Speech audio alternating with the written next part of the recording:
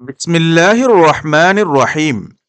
திரு ஃபைசுல் ஹபீப் ஹ்வாஜா ஹபீபுல்லா ஷா அலைஹி ரஹ்மா அவர்கள் அருளியது.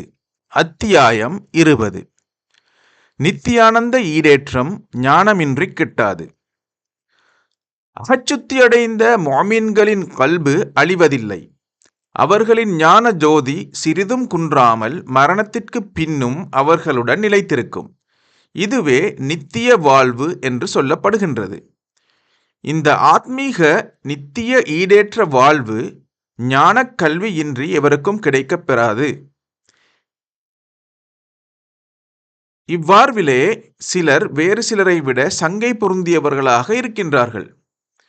இந்த பாகுபாடு அவரவர்களுக்கு அருளப்பட்ட மெய்ஞான ஜோதியின் அந்தஸ்தின் படித்தரத்தின் அளவை பொறுத்ததாக இருக்கும். இந்த ஜோதியை அடைவதே இம்மையிலும் மறுமையிலும் மனித வாழ்க்கையின் அழகும் பூர்த்தியுமான லட்சியமாக இருக்கும்.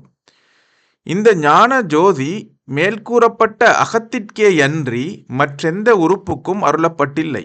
ஏனெனில் இறைவனை முடுகுதல், அவனை அறிதல், அவன் கோட்பாடுகளின்படி செயலாற்றுதல் முதலிய அனுஷ்டானங்கள் யாவும் அகத்தின் செயல்கள் தாம்.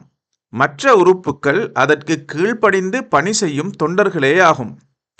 அரசன் குடிகளையும் எஜமான் வேலையாட்களையும் ஆட்சி புரிவது போல அந்த அகம் எனும் சூட்சுமம் இந்த உடலுறுப்புக்களின் மீது ஆட்சி செலுத்துகின்றது.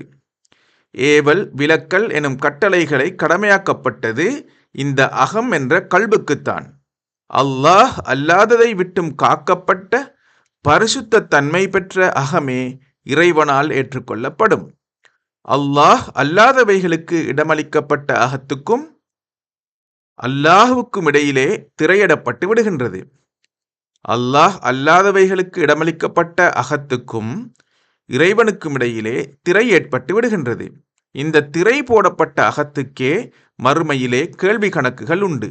ஆனதால் ஏவல் விலக்கல் எனும் சட்டத்திட்டங்களுக்கும் இறைவனை முடுகி தன் இலட்சியத்தை அடைவதற்கும் அருகதை பெற்றிருப்பது மனிதனின் உண்மை உள்ளமையான இந்த அகமே என்று உணர்வீர்களாக.